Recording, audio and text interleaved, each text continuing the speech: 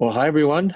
Here we are again with Dr. Nathaniel Jeanson for part 11 and part 12 of Rewriting History. Now, this episode is episode 11. If you want to see the previous episodes, 1 to 10, you can go to the Answers in Genesis YouTube channel, or if you now subscribe, which is a very minimal cost, to answers.tv, our own streaming platform, they'll all be up on there, and that's really the best place to keep up to date with all of this. Well, episode 11, and Dr. Jeanson said that this is sort of a summary of it: a revolution in pre-Columbian history. Who ruled the Americas before Columbus? For years, we've been taught that the Americas were sparsely populated by primitive peoples who lived in such harmony with nature that they were nearly invisible. Then Europeans came with their guns, destroying both nature, Native Americans, and Native American culture. New evidence from a surprising source shows this stereotype to be wrong. And the source? Mainstream archaeology. So, Dr. Jeanson, this is going to be very interesting. I'm sure you might raise a few eyebrows, maybe. I don't know. So why don't you take it from here? These next several episodes are going to be quite eyebrow raising. So it'll be exciting to see how people respond. This is, again, all part of our ongoing series, as Ken mentioned, A New History of the Human Race. And we're finally getting to what I've subtitled this for several episodes: The Resettling of the Americas Before Columbus and Other Surprises from DNA. And we've seen many surprises that change the stereotypes of how we understand who we came from. We see so many differences in our world today, culturally, linguistically, physically, and our sinful natures want to push people away and treat them as foreign and separate and different. And somehow we know that somehow it connects, but we have this evolutionary mindset of it's just this distant past, and I guess it happens, but don't really think about it. And not surprisingly, there's all sorts of racist stereotypes and attitudes that arise from that. We're seeing that the things we've taken for granted as the relationships among us today are often wrong. As well, the assumptions that we carry into our views about ancient history. I've grown up thinking, well, ancient Egypt is not my heritage. The Greeks are not my heritage. Maybe there's some cultural influences we have from the Greeks in terms of Western civilization, but I'm half German. My mother was born and raised in Germany. My dad's been American for several generations. So what do I have to do with ancient Egypt, with ancient Persia? Well, I've discovered through genetics that this stereotype I've had of my relationship with the ancients is also wrong. And I've promised that we're going to discover several shocking facts about the history of the planet when we ask the question of who we come from. I've said we're going to see that so-called black, white people exist. We're just various shades of brown. But Caucasians are running around the Americas and Europe who think they've had Caucasian ancestors for thousands of years, when in fact they've had dark-skinned ancestors for thousands of years, and wouldn't know it apart from the genetics we're going to discuss. We've seen in previous episodes, especially episodes 7 through 10, that most Europeans, Western Europeans, Eastern Europeans, are of recent Asian ancestry. So we think of ourselves, I think of myself, well, I'm a Caucasian, look at my features. Yet you go back 1,000 years, a few hundred years for some Eastern Europeans, and there's Asians in the family tree. And we've also seen that genetically, most European nationalities disappear. Sure, we like to take pride in our heritage, Italian cooking. I like to take pride in my German heritage when it's something to be proud of, like winning the World Cup, not so much when it deals with the Nazis. So these nationalistic identities, they disappear at the genetic level within a few hundred years. We're going to look at this episode, and in several subsequent episodes, a shocking fact about the Americas, that they were resettled at least once before Columbus arrived. And eventually we're going to get back to the most ancient times and deal with questions about the Neanderthals, who they were, whether they were primitive or not, and discover that they were likely the survivors of several ancient catastrophes. Now, my goal in all this... Dr. Jeanson, if I can just ask again for you to also summarize that a lot of this really comes out of genetics research, and particularly dealing with the Y chromosome that's inherited through the male. And yes, the differences because of mutations and the similarities and so on. Yes, and this is information you won't find anywhere else. You can't go to a popular genetic testing company and say, hey, I heard about these shocking discoveries about history. Can you tell you who I come from? They can't do that. On one hand, most of their tests look at DNA that's inherited from both parents, and my German signal, I'm half German, I'm 50% genetically German, and my children are going to be 25%, and it drops by half every generation. So that signal of my ancestry goes away real fast. So if you take one of these tests, you're likely only going to know what you already know from your family tree anyways. They only go back 4 or 5 generations. And then if they look at the Y chromosome or mitochondrial DNA, they're still operating with a mainstream timescale that human history goes back hundreds of thousands of years.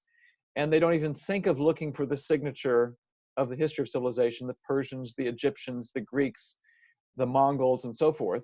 In fact, because they stretch out human history so long, it's very difficult for them to see the signatures of this history. And what we're seeing is that when you look at these particular compartments, and we've seen now it's the Y chromosome, the male inherited DNA, that's key, and you view it through the young Earth timescale, number one, you see history pop out, and it's a confirmation that it's the young Earth timescale that's the valid one, and not the old Earth timescale. And the principle that we're applying is really just the principle of family trees. The closer the branches connect, the more recently we have a common ancestor. The more distant the branches connect, the more distant past we have a common ancestor. And it's this process of this existence of a DNA clock that allows us to make these sorts of inferences. So if Ken and I get a Y chromosome test and our DNA differences are very few, and it leads to the reconstruction of a family tree with short connections, that means we have a recent ancestor. If he and I have a lot of Y chromosomes differences between us, we have to go back in the distant past to find our common ancestor. And so there's major apologetic applications. If you're watching this as a creationist, if you're not a creationist and you're watching, this is a very strong challenge to the mainstream view that I think everyone should consider. But my even bigger goal in all this is not just apologetic, although that's a gigantic goal. My goal is even bigger, that we'd marvel at who we've come from, who we are. We'd marvel at the histories of those we love in a way we've never dreamed of marveling before. This is new research. These are things I wouldn't have dreamed of myself concluding 5-10 years ago. This is recent research. These are facts you won't find anywhere else. This is the only place to find it right now, and hopefully it'll be in a book within the next 12 to 18 months. So today, let's think about the Native Americans. And I'm going to start by thinking about one of the famous men from the Wild West, George Armstrong Custer. On June 25th, 1876, he led a regiment of U.S. Army soldiers to engage a group of Cheyenne and Sioux warriors near the Little Bighorn River in Montana Territory. Now, this is post-Civil War era. The U.S. as a nation is pushing westward. They're trying to ensure safe passage for settlers, fortune seekers, gold seekers, and standing in the way from the European perspective are the Native Americans, led by, in this case, Sitting Bull. Now, one of Custer's fatal mistakes that day was he underestimated the size of the enemy that he faced. He thought there were only about 800, turns out there were about 2,000. The other fatal mistake that he made was to divide up his band into 3 groups. He was trying to surprise them, and the people who got surprised that day were Custer and his men, who in their famous last stand all lost their lives on a hill that day. So this was a victory for the Native Americans. 14 and a half years later, on December 29th, 1890, the close of the 1800s, a fight broke out near Wounded Knee Creek, again between U.S. Army soldiers and Native Americans. In this case, though, it was a massacre, and several hundred Lakota Sioux tribes people were dead at the end of it, buried in the mass grave, and that effectively closed the chapter that was the Native American resistance to European incursions westward. Now, if you're like me, you've grown up being taught that Native Americans had been here in the Americas for thousands of years. They were primitive, so to speak, in their technology and their ways of life, but it was a very peaceful, nature-loving, nature-respecting existence, and along came the Europeans with their guns of multiple sizes and shapes, who wiped them out in short order because the Native Americans had no such technology with which to resist it. Bows and arrows couldn't stand up to guns. Now, I've discovered in the last few years, from mainstream archaeology of all sources, that this view of the Americas is being overturned. So who are these people? Who did they come from, and what were they doing here before Columbus arrived? We've seen in episode 1, the world is smaller than we think. The history of human population growth shows a spike in the last few hundred years, so that going back just a few generations, maybe 20 generations, there's a lot fewer people to find as a spouse. So you either have to marry someone who's a closer relative than we might be more comfortable with today, or you need to marry someone outside your group. And this is going to begin to connect the family trees of humanities in ways that we hadn't expected. We've also done the math of human population, the math of our ancestors. I have 2 parents, we each have 2 parents, so 4 grandparents, 8 great-grandparents, 16, 32. And in just 1,000 years, this is still the AD era, Middle Ages, I have, in theory, more ancestors in my family tree than there are people alive on the planet. That can't possibly be true. My parents must be more related to each other than I've previously thought of them as. Which means that if you apply that math around the globe, there must be more connections among the ethnic groups, so-called racial groups, than we're used to thinking about. We've looked at the genetics of this to see how easy racial or ethnic change can occur, just a few generations. This means that if you combine it with the math of human reproductive growth, that in theory, most of Europe could be of recent African descent. We've seen that, in fact, they're of recent Asian descent. And if you go back to episode 4, you can see just how easy it is for this sort of process to occur. We've also seen that the global family tree is much more shallow, much shorter than we used to thinking about, even as young Earth creationists. So we throw out the term 6,000 years, 4,500 years from the time of the flood, which are dramatically different from the evolutionary time scale. If you convert those years, though, to generations, it becomes even more shocking. To go from 8 people at the time of the flood to the nearly 8 billion alive in the world today is just 200 generational steps or less. And so you start to think about, okay, 8 to 8 billion and 200 steps or less. Whoa, that means we have to start connecting the family trees much more quickly than we're used to thinking about. We've also seen, as I mentioned earlier, that it's the male inherited DNA, and you can go back to episodes 5 and 6 to see why it's this specific segment of our DNA that's so key. It doesn't get diluted by the other parent's DNA, by mom's DNA, and it's a clock that exists in our cells. It ticks every generation. It marks off how many generations have passed since, let's say, Ken and I have had a common ancestor, since my wife's family and my family have had a common ancestor. Anyone has had a common ancestor. You can see this then through the global Y chromosome tree. In episode 7, we began to see what this tree tells us about who we come from, beginning with Europe. We've looked for the lost relatives of Europe, seen connections between Britain and India, even though we've grown up thinking that when the East India Company arrived on the shores of India in the 1600s, this was a long-awaited meeting of 2 ancient cultures. Well, in fact, they shared a recent common ancestor in the 1500s. We've seen that there's a good chunk of Europe and of India and of the Middle East and Central Asia that has recent Mongol ancestry. They don't even know it. It's only revealed through the Y chromosome. Consistent with history, but not something we'd expect. We've also seen that another third of Eastern Europe has an ancient Chinese connection. That's not something you'd expect given what we've thought about of China as being this long-standing, isolated culture, which it has been, yet there's these genetic connections that have escaped and slipped through and connected to modern Europe. We looked at who settled the Americas after Columbus in last time, episode 10, and seen that it's primarily Western Europeans, but Western Europeans have recent Central Asian ancestry. And so I think of myself as Caucasian, yet you go back 1,000 years and lo and behold, or even a few hundred years, and lo and behold, it's Central Asians who are in the family tree, not indigenous Europeans. So that's the hidden history of the Americas, the ancestors of most Americans. And so most Americans, say, at least in the US, are Caucasian.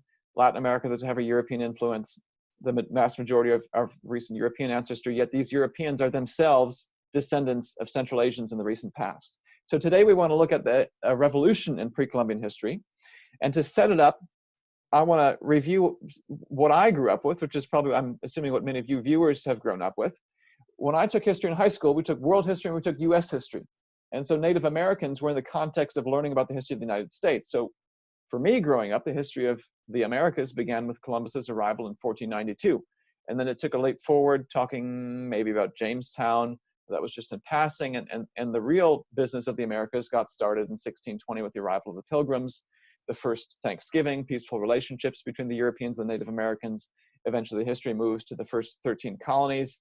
Then the American Revolution, the Declaration of Independence in 1776, the War for Independence.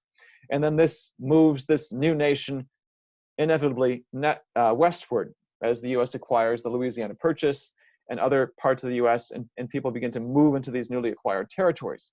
And it was this process of arriving on the Atlantic seaboard and pushing westward where we learned about the Native Americans as they were encountered by Europeans. Now, the Native American history for me has always been a gigantic blank spot. I'm used to thinking about the groups of peoples in geographic and ecological categories, woodlands peoples in the Northeast, plains Indians like the Sioux in the Midwest. And of course, we learned first about the Iroquois and Mohawk and other Northeastern groups, because that's where the Europeans first arrived. And so we learned about their ways of life and their cultures, their longhouses, their weapons, which I always found fascinating. Also their hairstyles, obviously, to this day, I still find very interesting and appreciate it. But in terms of weaponry, grew up with the idea that they were no match for European guns. And so inevitably then, you see early in US history, forcible removals of Native Americans from their homelands westward. So the Trail of Tears, moving the Chickasaw and Choctaw and Cherokee and Creek and Seminole tribes from their southeastern United States homelands into now modern day Oklahoma. And of course, as the US keeps pushing westward, these encounters continue. Grew up reading Little House on the Prairie. They talk about encounters as they're pushing westward with these Native Americans. And of course, the Plains tribes are often the most romanticized. And when we think of Native Americans as Americans, thinking of fellow Americans, this is often what we think of subconsciously. Those who rode horses, survived on the buffalo, using every part of it for their existence. Europeans moving westward with their guns and slaughtering massive numbers of them, which is a threat to the Native American way of life. And of course, the eventual loss of Native American culture and lives at the hands of the US Army. But who were these people? With that history, I still had no concept of their story, of their origins, their migration narratives. I couldn't tell you anything about what happened before Europeans were here. And this has always been a nagging mystery to me. And one of the first steps towards wiping that blank slate clean and writing something down came when I lived in Texas. So for 6 years, I worked for the Institute for Creation Research before moving to Answers in Genesis. They're based in Dallas, Texas. Dallas-Fort Worth is one large metropolitan area. So the Fort Worth stockyards are one of the historical cultural attractions. And it was in the gift shop that my family and I went through one day. And in the gift shop was a map up there on the wall. This wasn't the map, this is the closest approximation I could find. It was a map of the tribes, I presume, on the eve of Columbus's arrival or the arrival of Europeans on now US shores. And what struck me, and what this map does a little bit of justice to, is the demarcation of boundaries of these several different tribes. This is a language map, so there's, in some cases, you can see this teal greenish shaded area here has multiple tribes. It may not be visible on your screen, but there's boundaries here and here. What struck me and finally connected for me was the fact that this map of North America, of the modern US, in terms of its Indian nation regions, looked very much like Europe. There were all sorts of, so I guess you could say, country boundaries, and it was pockmarked with all these various tribes in a way that looked like how I thought of Europe. And so this finally was a light bulb for me to say, okay, this is what Europe looks like, and Europe has a long history in which I can tell you a long series of events. It finally connected this mystery to something tangible for me. And of course, we all know there's a history here for the Native Americans, but I had nothing to connect it to, nothing I could say. This very simple observation began to raise for me the possibility of discovering this history. Another key step for me was, again, in Texas. One of the books that was popular, was a good seller, was Empire of the Summer Moon. Conna Parker and the Rise and Fall of the Comanches, the most powerful Indian tribe in American history. They were a Texas tribe at the time of the European push westward. And in this book, which is a pretty fascinating read, focusing primarily on those interactions in the early westward push days, the author, S.C. Gwynn, made a comment, almost a throwaway sentence, but it caught my eye. He said, the Comanches, came from the high country in a place we now call Wyoming, above the headwaters of the Arkansas River. And so to put it on the map for us, he was saying they originally were up here, then they came down to here in the 1600s, 1700s, post-Columbus, yes, but pre-European push westward. This finally was now an event you could recognize as part of the story of these peoples. So this is hardly any story I'm telling you, but the blank spot in my mind, I'm guessing for so many other people as well, was so empty. Just to have some small inkling of what was going on, even if it's right before Europeans pushed westward, was revolutionary for me. The biggest revolution, though, came when I moved to Kentucky, worked for Answers in Genesis. I live in Boone County, which is not that populated, but it has apparently because of our tax dollars, a fairly well-funded library, and had this book, 1491, by Charles Mann. He's a science journalist, mainstream science journalist for science magazines written. So he adopts the mainstream scientific timescale. He's not a creationist whatsoever, but wrote this book, 1491, New Revelations of the Americas Before Columbus, and tells his story as having grown up decades ago, learning the stereotypical views that we all learned about the history of the Americas before the arrival of Europeans, or probably very little of that history, just here's who Europeans interacted with as they pushed westward. Then he said he grew up, had a son, his son went to school, learned the same sorts of things. And it struck him that as a science writer, he'd been attending all these archaeological conferences, hearing about all these massive changes in understanding about these peoples, and thought, someone should really write a book about this. Now, he says, and gives this disclaimer at the beginning of his book, and this was shocking to me. It's a nonfiction archaeology book, essentially, but for me, a real page turner, because what he says is so remarkable. He said, this book is not a systematic chronological account of the Western Hemisphere's cultural and social development before 1492. He said such a book could not be written. By the time the author approached the end, the beginning would be outdated. So he's saying, I'm not even going to try to write to you a full account of this. Things are changing so fast in archaeology, you can't even keep up with it. So he picks three main topics and says, I'm just going to sketch for you what's been going on. So the first main topic I've learned from this, and also following then the literature since reading this book, this came out in 2005. I've read it within the last 5 or so years since moving to Kentucky.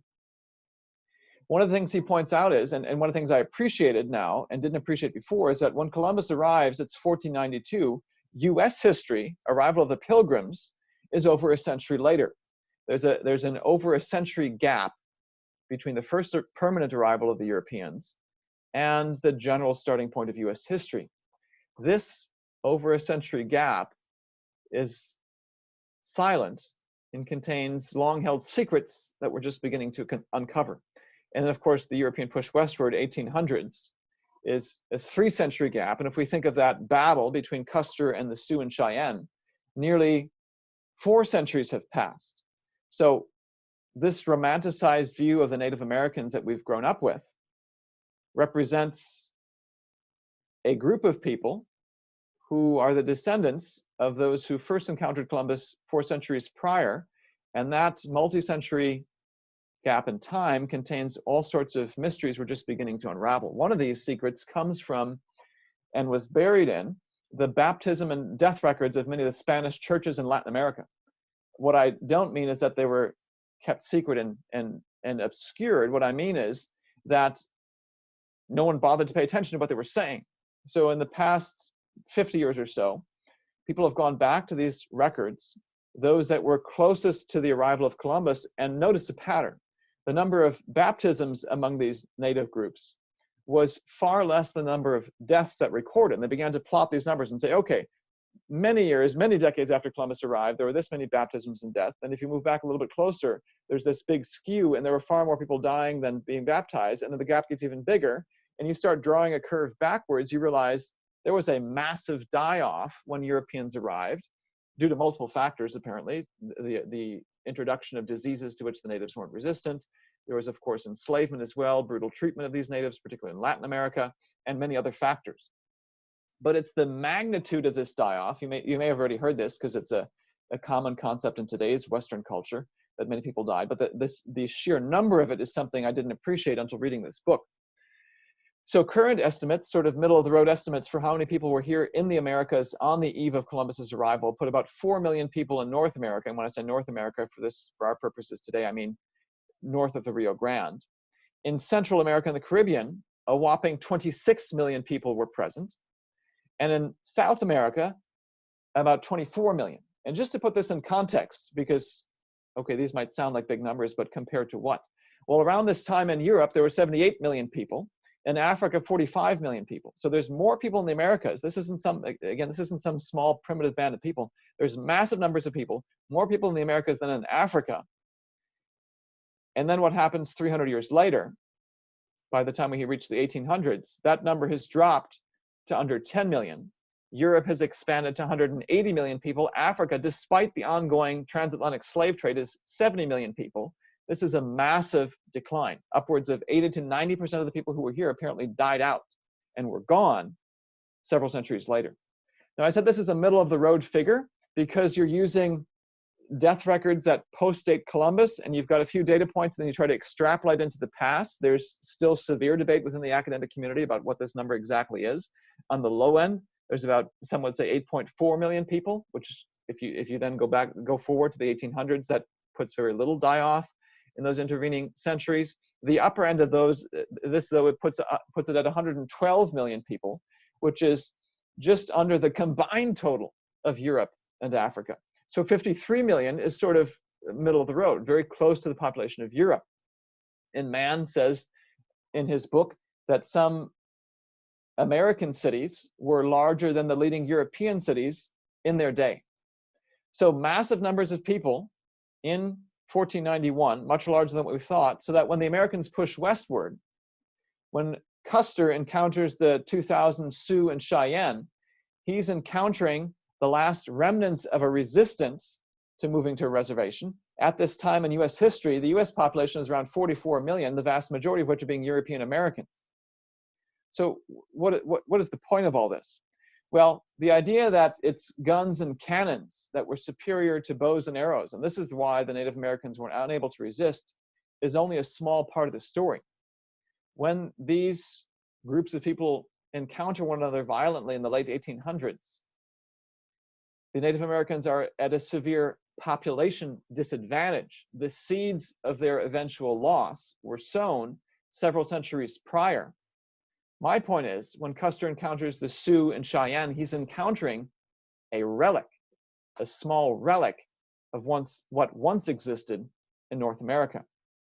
One of the second points Mann makes in his book deals with another stereotype that is often associated with this concept of small numbers.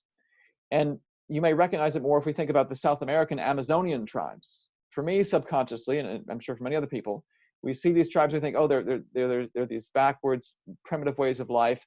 And Charles Mann in his book points out many of the common views we've held. We view them as, some people view them as unchanged holdovers from humankind's ancient past, as if they've never left the Stone Age, the Paleolithic Age. So he's, of course, speaking in mainstream terms. But I think many of us have the subconscious view that, yes, they never quite reached the advanced technology of the Europeans who came along. Mann goes through a number of evidences showing that this view is also wrong from mainstream archaeology. I'm going to show you things that have come after his book came out in 2005, recent ongoing research that overthrows things we've taken for granted for so many years. So let me take this paper from 2018. So again, Mann's book is written in 2005, and this just shows you again what he pointed out at the beginning. Namely, you almost can't write a book about this because it's changing so fast. The research is still ongoing. We're still uncovering things about the Americas we never thought existed. So this particular study this paper was titled Ecological Consequences of Post-Columbian Indigenous Depopulation in the Andean Amazonian Corridor. So if you strip away the academic word salad, what they're saying here is they looked at a cloud forest in Ecuador. So cloud forest, save the rainforest, once a cloud forest, always a cloud forest. These are things we've grown up with. The research that they did was to find a lake in this cloud forest in Ecuador and take sediment layers from this lake. And within the sediment layers, you can then look for various types of plant species and the types of pollen grains. So to give a practical example, here in Kentucky, I've got a bunch of maple trees in my backyard. They're shedding stuff all the time, leaves, seeds, so forth. These things will eventually settle in lakes, settle to the bottom, and over time, several centuries, these layers will build up, and so you can go back and basically read off the history, the ecological history of this location from the layers in this lake. So we've grown up with this idea, save the rainforest. The Native Americans have been these peaceful people, small numbers, in small bands, with a very primitive way of life, coexisting, doing very little to disturb the ecological equilibrium. So what does mainstream science say? I'm starting here because this isn't some wacko creationist on the corner of the internet coming up with this stuff. This is the mainstream community saying these things and overturning popular stereotypes about how we thought about this. So there's another tool they use so that you can look through these layers and see the various plant species alive at the time based on their pollen grains and other materials. You can also do carbon dating. Now in future episodes, we're going to talk about what carbon dating says about the ancient past. There's severe disagreement, of course, among creationists and evolutionists there. if you're familiar with the creationist literature, you know that there's been a lot of research happening showing that for ancient dates, the carbon-14 actually strongly contradicts evolutionary timescales. That's another story for another day. We're going to talk about the usefulness for ancient dates. For now, though, we're looking at more recent history, the last few 100,000 years. Their creationists and evolutionists agree that it's a useful tool.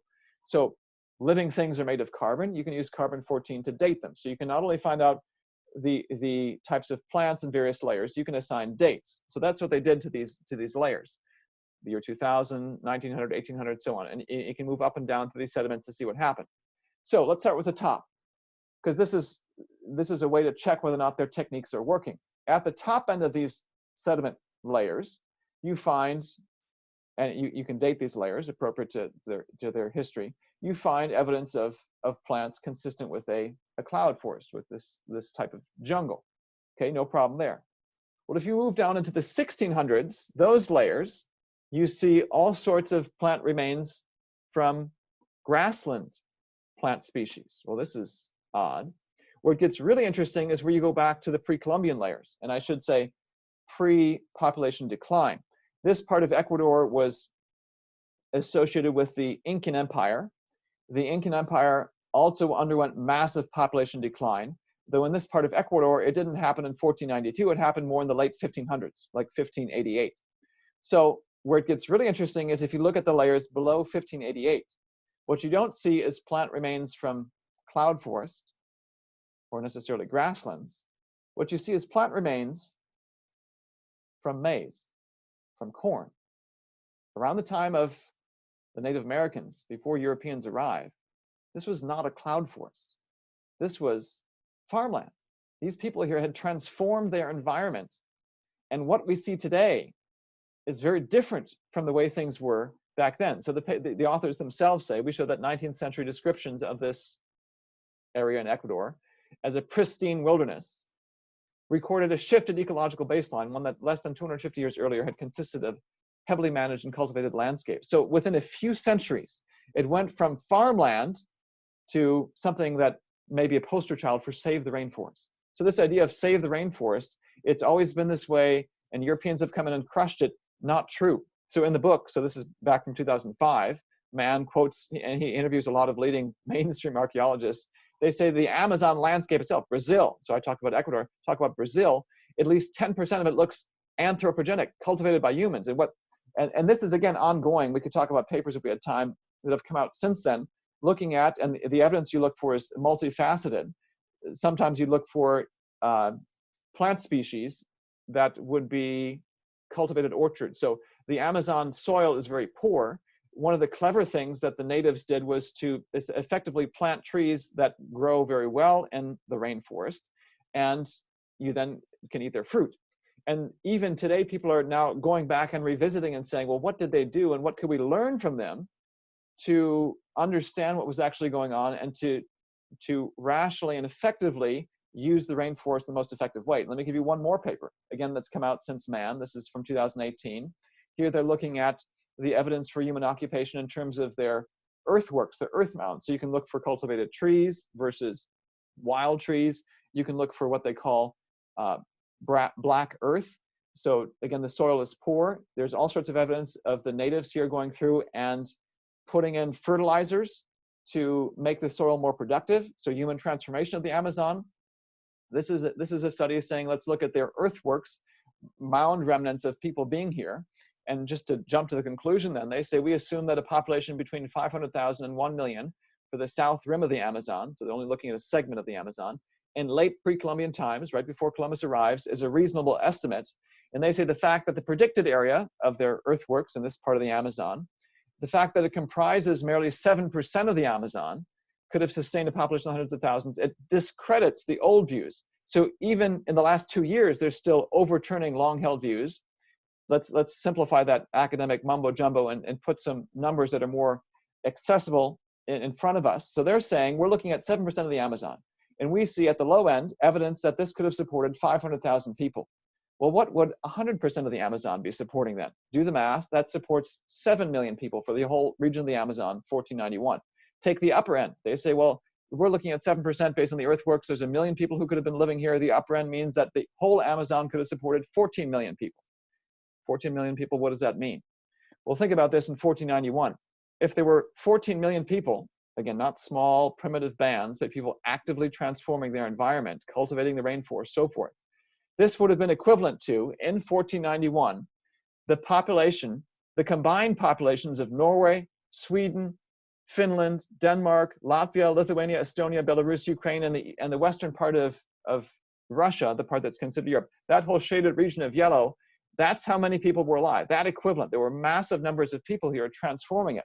So these have been Latin American examples. Man extends it back to North America, which is more familiar to me, having grown up here in the States.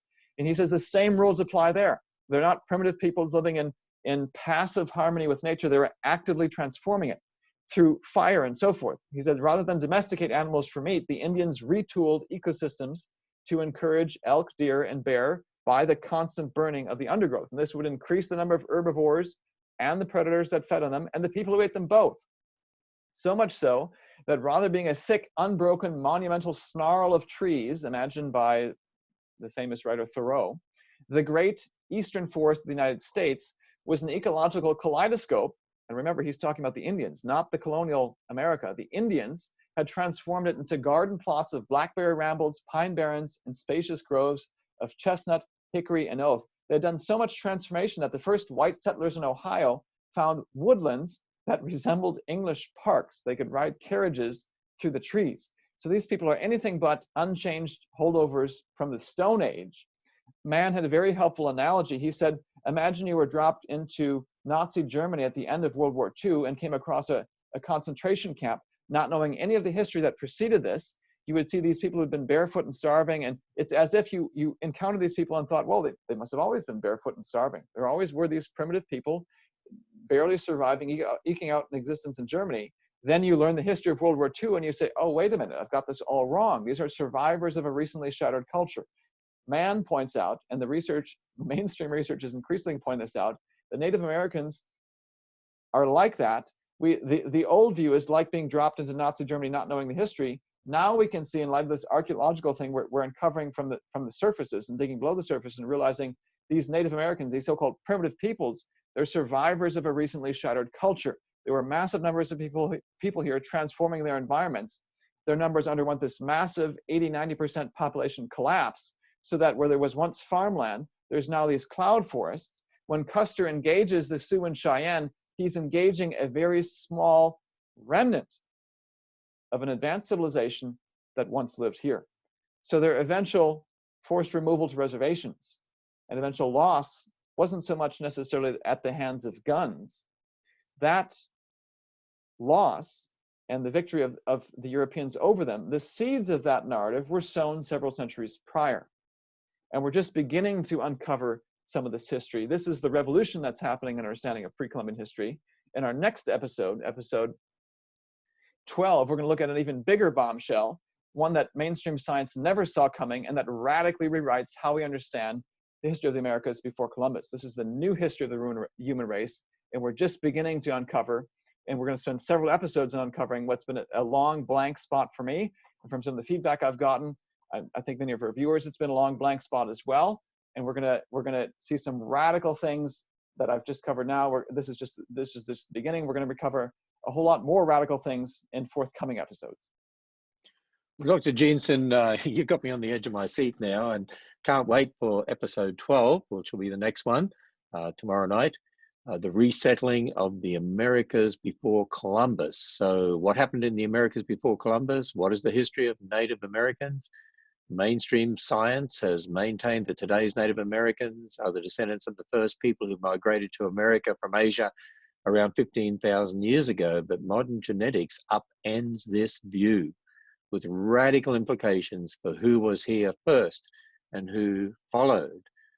So this is going to be very interesting, and I really wonder what's going to happen here. Maybe this will get into the newspapers and and radically alter how people view things. But hey, you're trying to challenge people's thinking and rewriting history and say don't just accept some of the things that have been forced on you, and particularly from secularists who weren't there, who don't know everything. What a difference when you've done some real research here. And of course, the biblical foundation builds a worldview that makes sense of all of this. Yes, and one of the most helpful feedbacks I've gotten was from a pastor who had been following this, and some of the research I'm going to discuss next episode has just come out in our research journal. And I posted that link on Facebook, and a light bulb went on for him, and he said, "This is groundbreaking new research. This isn't just here's why evolution is wrong. You're discovering new things about the world." And it was like, wow, I didn't think the young Earth model could actually do this. So this is a real bombshell that's coming, and to me, a whole new chapter in the wider global creation evolution debate. Well, we look forward to the next episode, episode 12. And again, people can go to the Answers in Genesis YouTube channel or subscribe to answers.tv. It's just over $3 a month US to subscribe, and you get hundreds and hundreds and hundreds of Answers in Genesis videos, including all these programs as well, and all the future programs and future conferences. That's really the best way to do it, is to go to answers.tv and subscribe to that, and then you'll always be kept up to date. So, okay, we look forward to part 12 coming up in the next episode.